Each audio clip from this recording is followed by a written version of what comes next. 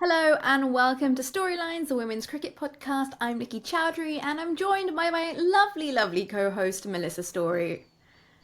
Nikki, well, how are you There's feeling? a How smile, are say you it all. feeling? Oh, I'm so happy. I'm so emotionally happy. I can't even tell you how many times I've shed tears since the winning moment yesterday. Is it Like, possible to be unemotionally happy? see, I This don't is even how make I know sense. this has scrambled your brain. India becoming World Cup champions has broken Nikki Chowdhury. I just don't know how to react. I kind of was lying in bed this morning looking at all this content that was coming out, and I was just like, I'm so happy. Like, when like you're like a proud mum moment, but obviously you're like, I don't know what it feels like to be a proud mum because I'm not a mum, but like if I was ever a proud mum, I'd feel so emotional, and I just felt like a really heavy heart as well. You know when you go through a breakup. Well, tell us from, I guess, a point of view then for Indian women's cricket, what does this victory mean to the players, to the fans, Oh, it's to the huge. Like, landscape? I think it just absolutely monumental in terms of for the women's game overall, uh, and within such a short span of time. I think I saw a stat which was so the 1983 World Cup, then 2011, and then there was this one, and it's absolutely incredible to just see. I was glued to the television yesterday, Melissa, and DY Patil was so blue, so loud that when you were listening to the radio commentary, I'm not sure about you, but it was echoingly loud. And to think that is the sort of attraction, the engagement that women's cricket has got in India, it's ridiculous. And I just think it's scary, but in a good way, to think in the next 5 years what's going to be the state of Indian women's cricket. I mean, particularly as well, given all the factors which, do come into play in terms of what it is like for women and girls in terms of accessing education, opportunities in cricket, access to facilities, and the fact that from the Women's Premier League being introduced, it gave plenty of women this vision that they didn't have to be an international cricketer in order to make cricket their profession, but actually being able to see the Indian women's team lift the trophy for so many, not only young girls to be inspired, but actually families, I think, and cultural mindsets to be shifted to say, look, we want our daughter to play cricket 'cause we want her to be a professional cricketer. We want her to lift the World Cup, just like that bunch of players out there. Absolutely. And I think culturally that's going to make a massive shift because, like, before the World Cup even started, I told you that being in India, you could see that the sort of publicity, the stardom that the players were getting in likes of a Jemima or a Smriti or Harman with like advertisings and all of that, they were in your face. Now they've just gone and won the World Cup, which the Indian men's team hasn't been able to get their ODI title. And they lost the last one, right? And then actually, I heard that Dinesh Karthik said on commentary that apparently Rohit Sharma told him that he was going to come and watch the finals so he knows what it looks like to win a home World Cup. And I was like, oh, but like just to see, like, everyone was there. It wasn't like there was any sort of, oh, it's a women's World Cup, like, which we have seen in previous years. I think I saw a picture which had 2013 World Cup, which was in India, Australia playing the final. And the stadium in Mumbai was basically deserted. It was a final. Fast forward 12 years? Yeah, 12 years, my maths.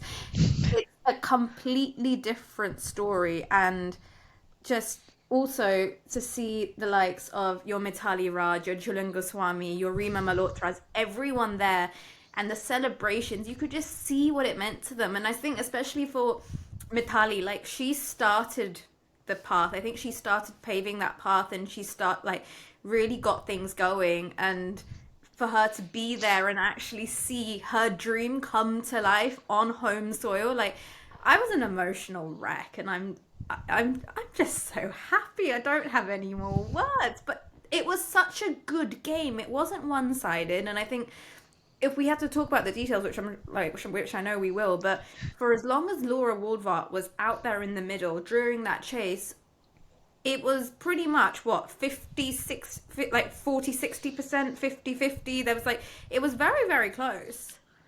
Well, as you say, let's start from the beginning because, of course, the first thing on the day was a lot of rain and a lot of panic that Oh, the final wasn't even going to take place on that day at all. Fortunately, ground staff did a fantastic job. The rain did stop in Navi Mumbai, and it was India who went and batted first, and a really good opening partnership, which I think had South Africa very much on the ropes. 104 for that first wicket partnership between Smriti Mandana, she got 45, and then Shafali Verma, who you almost knew this was going to happen, particularly after she failed to score any runs but in what a that story. semi-final.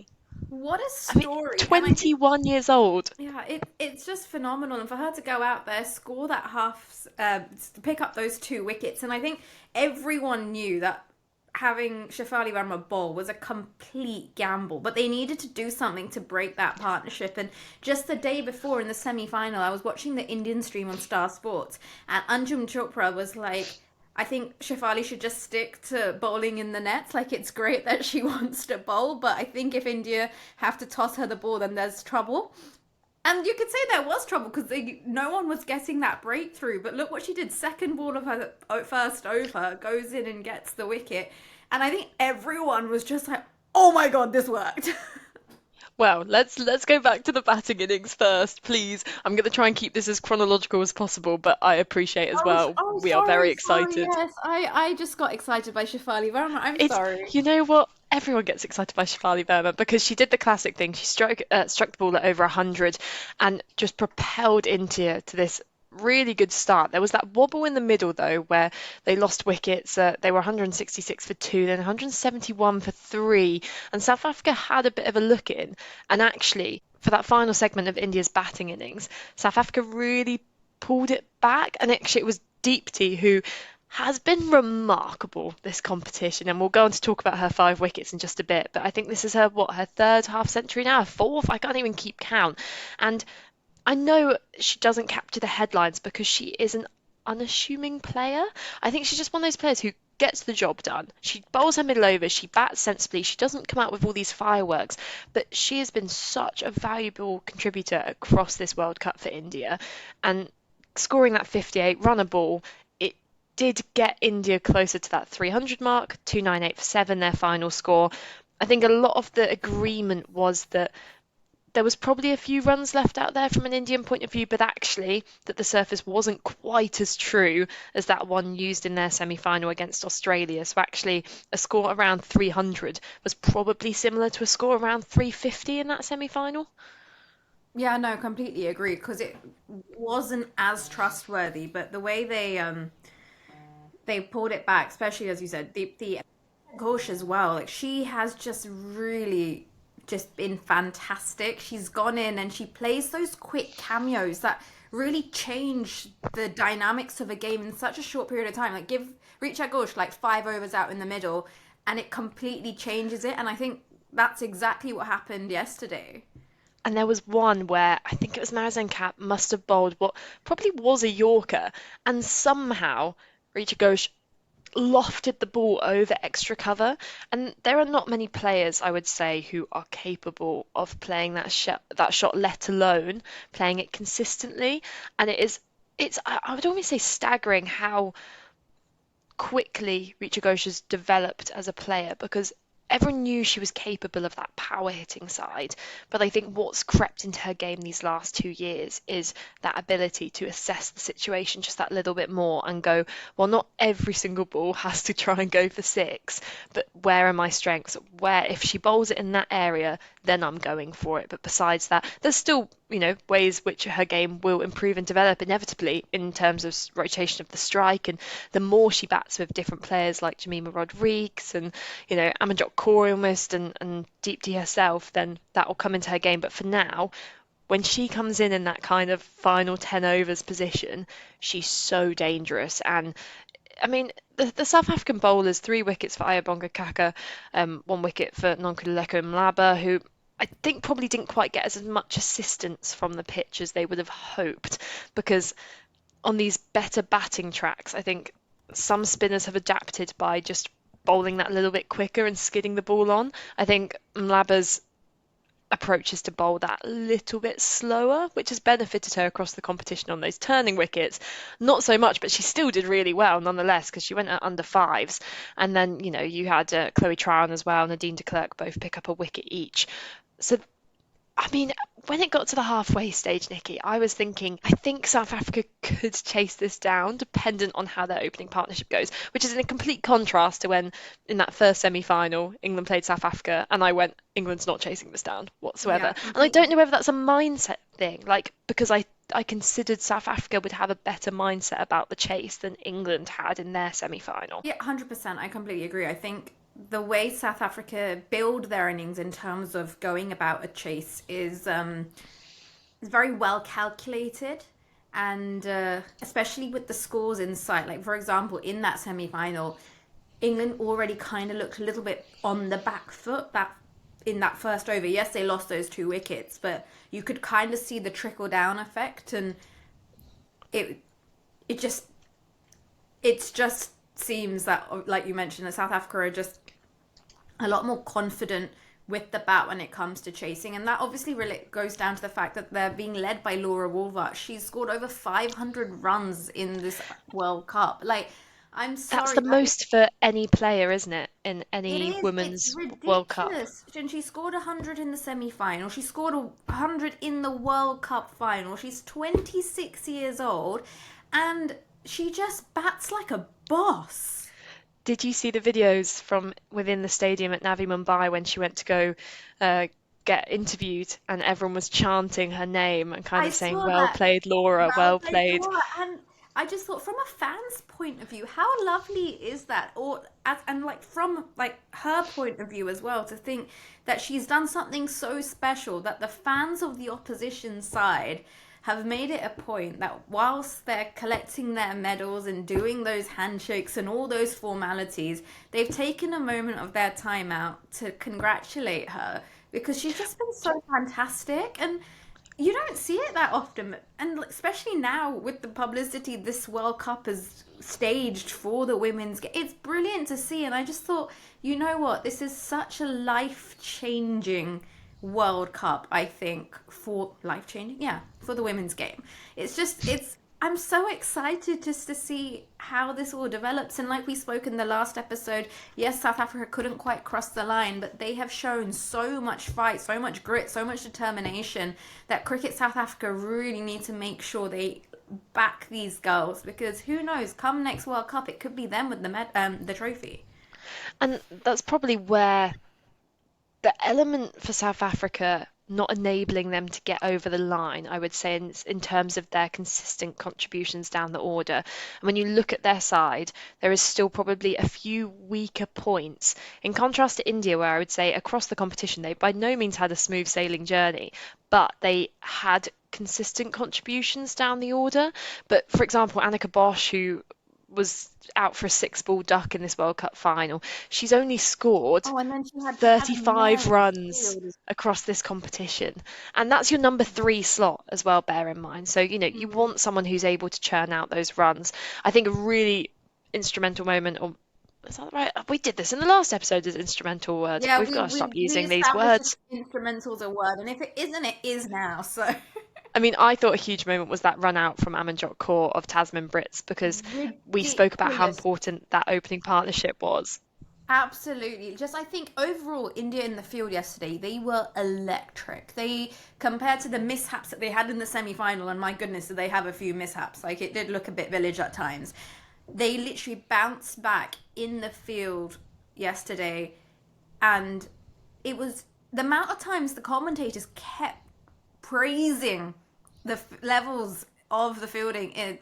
The amount of times the commentators kept praising the fielding, and just it was so evident they were putting everything behind the line, and it was like a different side in the field compared to the semi-final match. They were literally so on it, like on the boundary, in the ring. There was a fact, I think it was Annika Bosch's wicket that she was trying to get off the mark in that over, but they were so good in the ring on the offside that I think she drove one straight to Jemima. Jemima managed to cut it off, otherwise that was going for four. It happened again, and then she was in a bit of a pickle, gets herself stuck and gets trapped LBW to Sri Charani.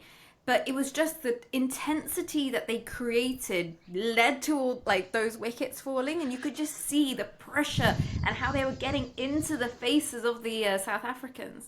And that would have been such a help for Harmanpreet, because as I say, you had that turning point when Brits has run out, and then the decision, as you've mentioned, to bring Shivali Verma on, who picked up that wicket of Sunil Luz, who was beginning to build that partnership with Wolvaardt, and then also being able to pick up the wicket of Marizanne Kapp as well, who you feel in these scenarios is one of those big Mm-hmm. game players who would have been so up for it. Then the most baffling decision from South Africa to send Sonalo Jafta in at number 6 when you had Dirksen, Trown and de Klerk below. I genuinely think that was a really fatal moment for South Africa, because Sonalo Jafta, she ended up scoring 16 runs off 29 balls, but she is a prodder, she is a poker, she is someone who stays at the crease.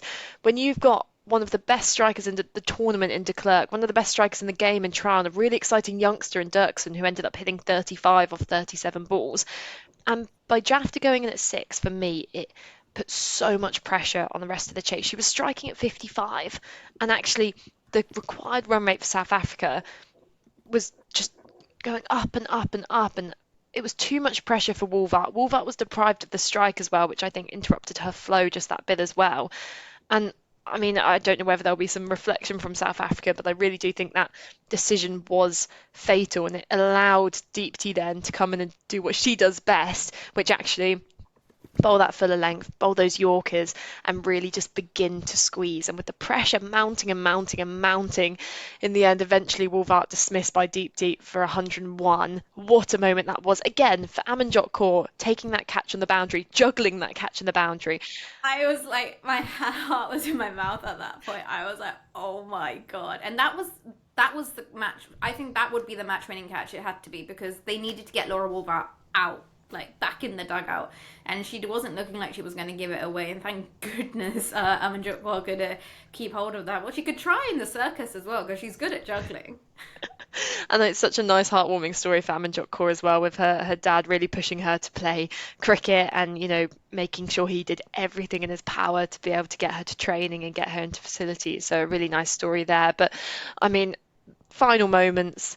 It had to be Deepti bowling, and it had to be Harmanpreet with the catch, who she did not let go of that ball. It was a really good catch, and in the It was a moment, the fact her fabulous momentum was strike. taking her to the crowd, she could then start the lap in front of the crowd, and just, you mentioned at the start, the scenes, the tears, the emotions, the ex-Indian players, all of it factoring in front of a packed out home crowd, just made it one of those monumental moments in the women's game, which I think will 100% define the way this Indian team conducts themselves going forwards, and the confidence they possess, because they went the hard way to the final. They beat Australia. They had that They were fantastic on. semi-final. There was always the danger they peaked too soon, but they didn't, because they managed to hone in all of that momentum, that enthusiasm, and put in the performance of a lifetime. And it was great to listen to. Absolutely great to listen to.